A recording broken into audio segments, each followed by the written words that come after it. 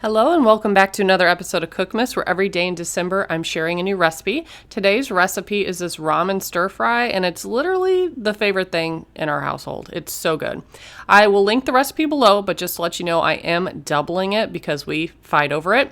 Also, I do add 2 of the beef flavoring packets. That's not in the recipe, but it tastes way better when you do that. It adds a good flavor. So I always prep everything first. I go ahead and make the sauce and mix it all together and set it aside. So the sauce, I'm using coconut aminos, but you can use soy sauce. It's brown sugar, some apple cider vinegar, sriracha, and you could cut back on that a little bit if you don't want it too spicy.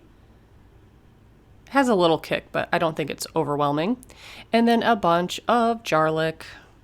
So I mix that up, set it aside. You will need to mix it again before you pour it. But then I also have a bunch of broccoli, and I'm going to start by sauteing that in a little bit of oil. It says for 5 minutes. I normally do it just a few minutes longer than that.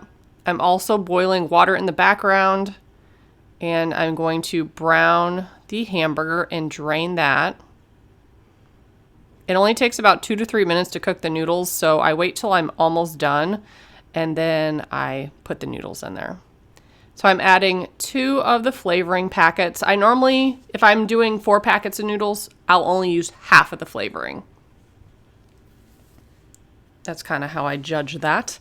But I mix that around with the flavoring after it's been drained. Then you can add back the broccoli and just kind of let that cook while the noodles are finishing.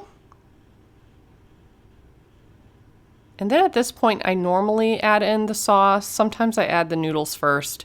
You will need to mix it really well, which can be kind of difficult because of the ramen noodles.